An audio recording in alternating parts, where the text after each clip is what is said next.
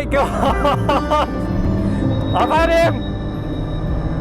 Oh my god!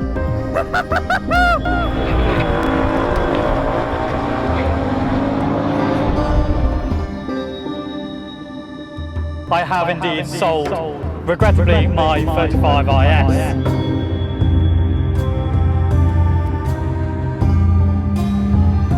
All good things do come to an end, and this is one of them.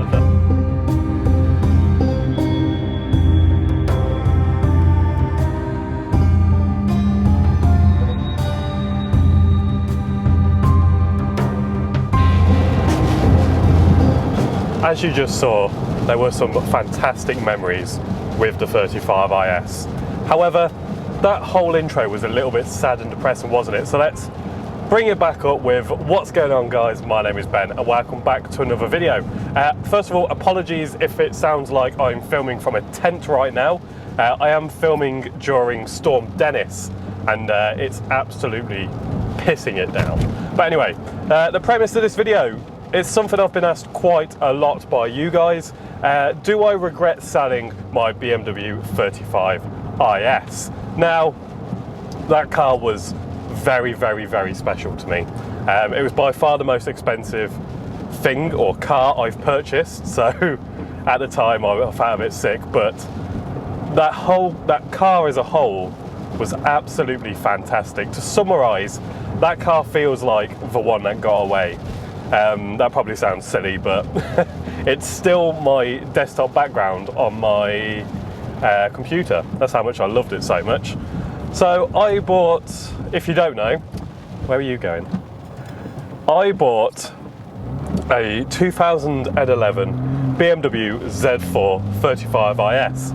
Now that car had 337 brake horsepower from the inline-6 twin-turbo engine, which was an absolute beast. And what I'd done to the car, the modifications I'd done with the wheel spacers, the M3 wheels already came on the car, and then I just blacked it out. So the mirror caps, the front kidney grills, the roll hoops, and then tinted the lights, tinted the glass. And it just looks so, so mean. I also put a front splitter on it. So that car for me, I just loved it so, so much. And I suppose, do I regret selling it? The whole kind of idea of this video. Yeah, I really do, actually. There's been a few times where I've been this close to texting the new owner asking if he wants to sell it back to me, but I think no, I can't do it. I've ticked that box now. You know, I've done my Z4 course.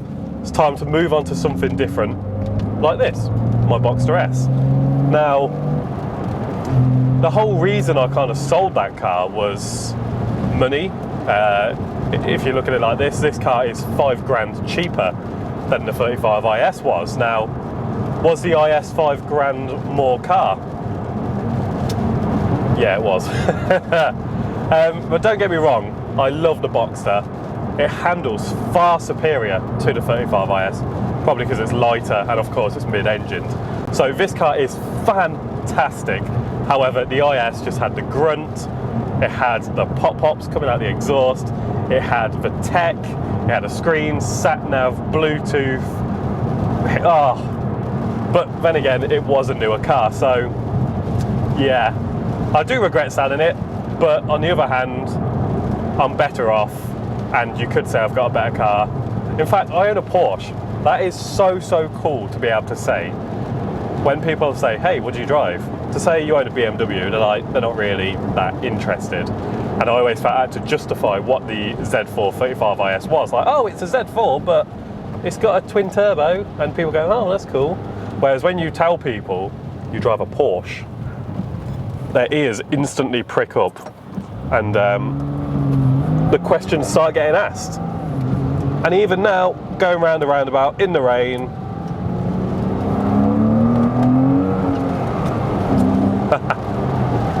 it is fantastic.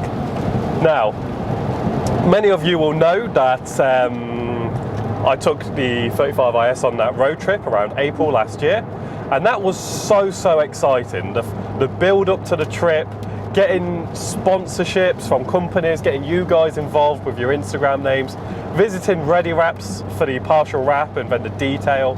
It was all incredibly exciting, and I do look back at that series with fond memories, and I wouldn't change anything. I absolutely loved it.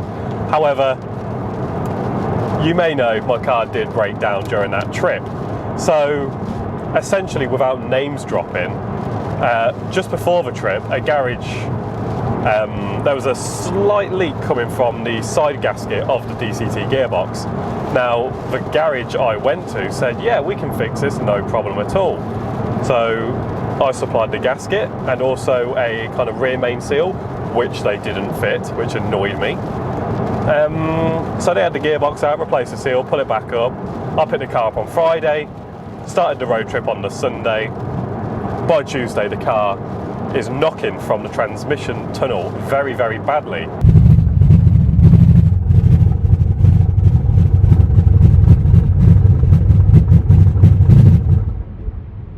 Now, I took it to BMW in Italy, and then I think I took it to another, then BMW in Nice.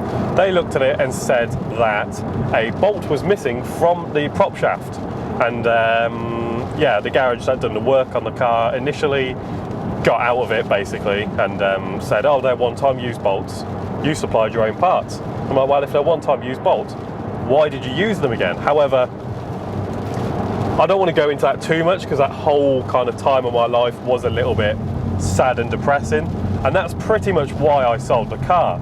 As much as I loved it, and I still love it and deeply regret selling it, I would look out the window and see it parked there, and although it was all fixed and there was nothing wrong with it, I would just look at it and get the flashbacks to going through the mountain passes in Switzerland and only being able to do 30, 40 miles an hour and trying to nurse it up to motorway speeds. It was all just a bit too much, so I sold it.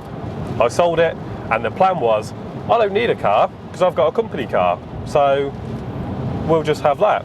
I think I lasted about a couple of months before I decided, no, I need another car. And here we are, I have a Porsche Boxster.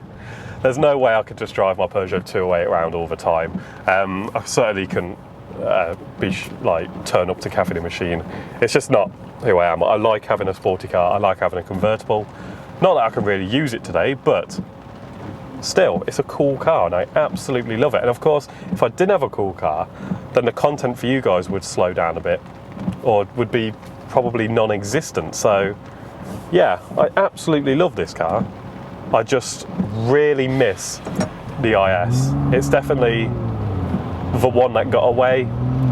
It's that, I don't know how to describe it. I think everyone has that feeling about a car. And even when I filmed with my friend Ollie's 35i, which he tuned up to, oh my God, what's going on? He had tuned that car up to around 390 brake, which is an absolute weapon. And I do hope that one day he will sell me that car because it was an absolute beast. But yes, to summarise, I do miss the 35IS. Deeply miss it. However, I'm better off. This car was £5 cheaper. This car's a Porsche, so it's one of them, isn't it? You know, it depends. Maybe one day I'll get over my love for the 35IS, but not right now. But there we have it. And I know a lot of you guys have been asking me which one I prefer, this or the 35IS. They're both good in different ways, so I can't really, it's like choosing your favourite child. You can't really pick it, even though it's, that's but yeah, some of my friends missed the 35IS. My friend Will messaged me the other day, ripping me to pieces. I don't think he actually, no, he did get to see that car, and he missed it because the car was an absolute beast. But oh well, all good things come to an end, I suppose. Another thing I didn't like about the 35IS, I mentioned it was the most expensive car I've ever bought, was the fact when I have a company car, which I use daily, my toy, aka this car now, only gets used at the weekends, and if I'm being really honest, it's mainly on a Sunday when I jump in it, drive to Cafe Machine and back, which is like 50 miles, or today I'm just driving to town 10 miles there and back. So having the 35IS was a very expensive asset to just have sat outside on my driveway, and I was reminded by that every time I looked out at it. Whereas with this being cheaper, it isn't so bad. Hopefully that makes sense. It was just such a fantastic car. Little heavy, but with the roof folding mechanism, all the tech and the speed, pop-pops from the exhaust, I don't think you could get anything really better for the money. That's a lie, probably an M3. But anyway guys, that is going to be a wrap from me. I hope you enjoyed this video. Let me know in the comments below if you missed my 35IS, if you would like to see one return to the channel at some point. And of course, if you haven't watched my video with Ollie and his 390/400 brake 35i, you can click in the top right hand corner to do so. But anyway, thank you very much for watching guys. If you enjoyed the video, be sure to give it a thumbs up and make sure you hit the subscribe button and the little notification bell so you do not miss out on any of my future upcoming content. And of course, I have the Project Z4, the E85, ongoing as well, so make sure you stay tuned for that. Thank you very much for watching guys, and I'll see you in the next one.